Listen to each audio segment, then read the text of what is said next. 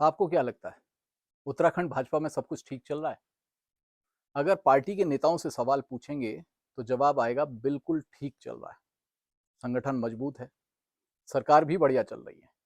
2027 की तैयारी पूरी तरह पटरी पर है। लेकिन राजनीति में सिर्फ वही नहीं होता, जो कैमरे के सामने कहा जाता है। असली कहानी अक्सर उन सवालों में छिपी होती है, जिनका जवाब कोई देना नहीं चाहता। और इस समय उत्तराखंड भाजपा के सामने भी कुछ ऐसे ही सवाल खड़े हैं। प्रदेश के 3 नेताओं को राष्ट्रीय कार्यकारिणी में जगह मिली है। 2027 के विधानसभा चुनाव से पहले भाजपा को नए प्रदेश प्रभारी की तैनाती भी करनी है। लेकिन क्या प्रदेश अध्यक्ष भी बदले जाएंगे? क्या संगठन में कुछ पुराने चेहरों की जगह नए लोगों को आगे किया जाएगा? क्या उत्तराखंड के किसी वरिष्ठ राजनेता को संवैधानिक जिम्मेदारी दी जाएगी? और सबसे बड़ा सवाल, क्या भाजपा 2027 के चुनाव से पहले उत्तराखंड संगठन का पूरा समीकरण रीसेट करने जा रही है? आज की इस रिपोर्ट में हम इन्हीं सवालों को जोड़कर पूरी तस्वीर समझेंगे। लेकिन शुरुआत एक ऐसे घटनाक्रम से करते हैं जिसने उत्तराखंड भाजपा की राजनीति में कई नए सवाल खड़े कर दिए। 27 अगस्त को भाजपा की नई राष्ट्रीय टीम सामने आई।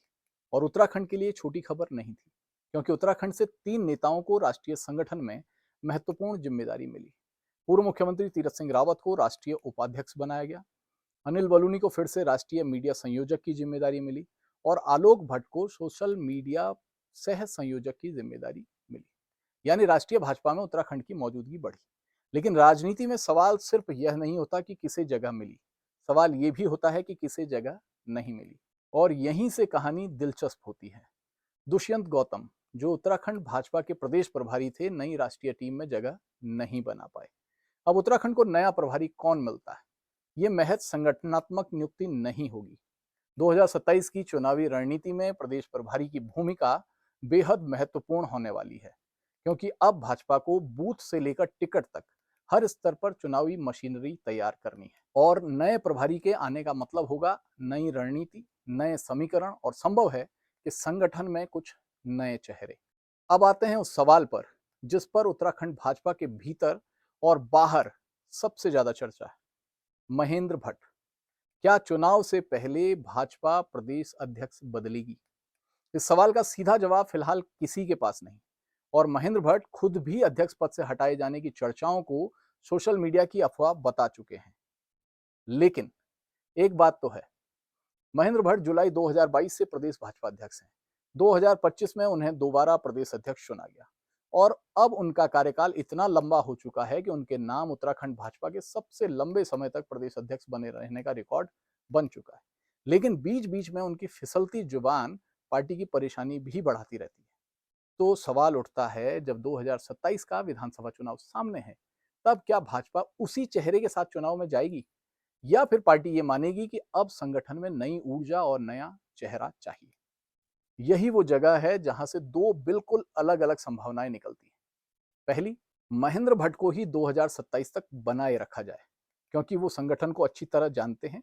और चुनाव से ठीक पहले अध्यक्ष बदलने का जोखिम पार्टी आखिर क्यों लेगी? लेकिन दूसरी संभावना ज्यादा राजनीतिक है। अगर भाजपा को लगता है कि 2027 में लगातार तीसरी बार सरकार बनाने के लिए संगठन में नई ऊर्जा चाहिए, तो अध्यक्ष पद पर नया चेहरा लाया जा सकता है। और अगर ऐसा हुआ, तो सिर्फ अध्यक्ष बदलने का मामला नहीं होगा, पूरा संगठन नए समीकरणों के साथ खड़ा किया जा सकता है। यहां एक बात समझनी बहुत जरूरी है, भाजपा में बदलाव का मतलब हमेशा ये नहीं होता कि प्रदेश अध्यक्ष बदल दिया और कहानी खत्म। कई बार पार्टी पहले नीचे के स्तर पर संगठन मजबूत करती है और फिर प्रदेश पदाधिकारियों में बदलाव करती है, फिर चुनावी जिम्मेदारियां बांटती है, और आखिर में तय करती है कि चुनाव के समय संगठन का चेहरा कौन होगा। उत्तराखंड भाजपा की नई प्रदेश कार्य समिति पहले ही घोषित हो चुकी है। इसमें बड़ी संख्या में पदाधिकारी और सदस्य शामिल किए गए हैं। इसका मतलब है कि संगठन को चुनावी मोड़ में ढालने की प्रक्रिया चल रही है। अब अगला सवाल यह है कि किसे आगे किया जाएगा? युवा चेहरा, कोई महिला नेता, मजबूत संगठनात्मक चेहरा, या फिर कोई ऐसा नेता जो लंबे समय से संगठन में काम कर रहा है लेकिन अभी तक उसे बड़ी जिम्मेदारी नहीं मिली? इसमें पार्टी गढ़वाल, कुमाऊं और तमाम अन्य समीकरणों के आधार पर भी आकलन करेगी, और उसी अनुसार नए चेहरे पर दांव लगाया जा सकता है। वैसे भी प्रदेश में भाजपा के कई वरिष्ठ नेता ऐसे हैं जिनके पास फिलहाल कोई जिम्मेदारी नहीं, कुछ ऐसे नेता भी हैं जिनका अच्छा खासा जनाधार है या उनकी पार्टी संगठन और आम लोगों के बीच अच्छी पकड़ है। ऐसे में पार्टी चुनाव में उनको किस भूमिका में रखेगी? अब जरा एक और नाम पर ध्यान दीजिए, नरेश बंसल।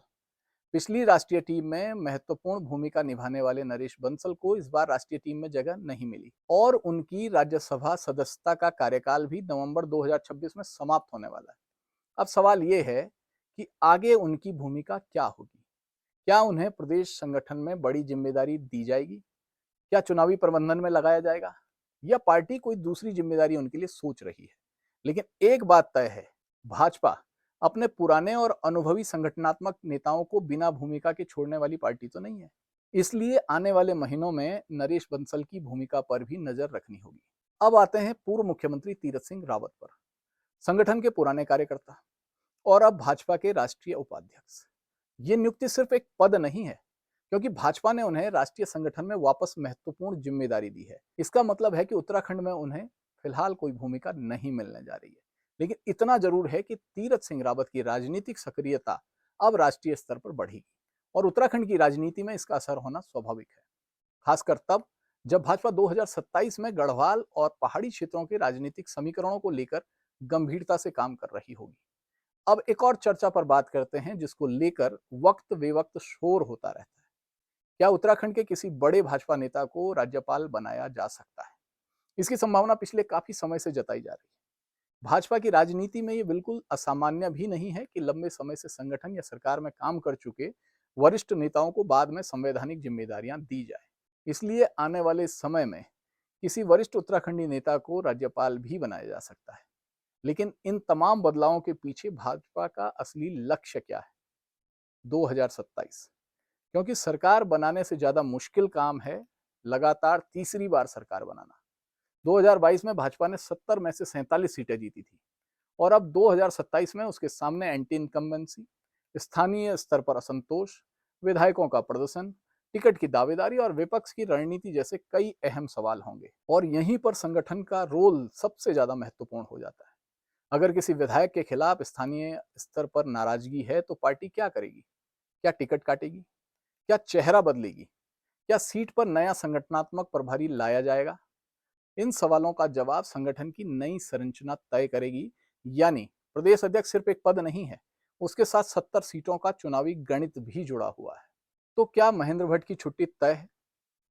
अब इस पूरे विश्लेषण को एक लाइन में समझिए, नहीं, महेंद्र भट्ट की छुट्टी तय नहीं है, लेकिन उनका बने रहना भी अभी भविष्य की गारंटी नहीं है और यही राजनीति है। आज जिस चेहरे को लेकर कहा जा रहा है कि सब कुछ ठीक है, कल उसी चेहरे को कोई दूसरी जिम्मेदारी मिल सकती है या पार्टी उसी चेहरे के साथ चुनाव में उतर सकती है। दोनों संभावनाएं खुली हैं और यही वजह है कि फिलहाल सबसे ज्यादा नजर इन चीजों पर रही। नया प्रदेश प्रभारी कौन आता है? प्रदेश संगठन में कौन कौन से नए चेहरे आगे आते हैं? महेंद्र भट्ट को 2027 तक बनाए रखा जाता है या पार्टी नया प्रदेश अध्यक्ष चुनती है? नरेश बंसल का क्या होगा और पार्टी किस वरिष्ठ नेता को राज्यपाल बना सकती है? तो कुल मिलाकर उत्तराखंड भाजपा में अभी ऐसा तो नहीं कहा जा सकता कि कल से ही पूरा संगठन बदल जाएगा, लेकिन ये भी सच है कि कई ऐसे घटनाक्रम एक साथ हो चुके हैं जो बदलाव की जमीन जरूर तैयार करते हैं।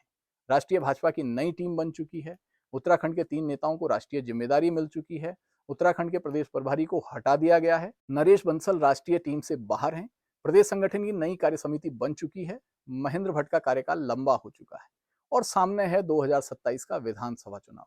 अब इन सबको जोड़कर देखेंगे तो सवाल उठेगा ही कि क्या उत्तराखंड भाजपा में बड़ा संगठनात्मक बदलाव आने वाला है? इनमें से कुछ भी अभी अंतिम फैसला नहीं है और हम खुद ही बोलकर इन संभावनाओं को खारिज भी नहीं करेंगे, क्योंकि राजनीति में जो आज असंभव लगता है वही कल सबसे बड़ी खबर बन सकता है। इसलिए उत्तराखंड भाजपा में अगला बड़ा कदम क्या होता है? प्रदेश अध्यक्ष बदलता है, प्रभारी बदलता है, संगठन में चेहरे बदलते हैं या फिर पूरी तस्वीर वैसी ही रहती है? इस पर हमारी नजर बनी रहेगी। आप जुड़े रहिए, क्योंकि 2027 का चुनाव अभी आया नहीं है, लेकिन उसकी बिसात बिछनी शुरू हो चुकी है। हमारा वीडियो आपको कैसा लगा? अपनी राय कमेंट्स के जरिए जरूर दीजिएगा। वीडियो को लाइक, शेयर और चैनल को सब्सक्राइब कीजिए। अगले वीडियो में फिर आपसे मुलाकात होगी, तब तक के लिए नमस्कार।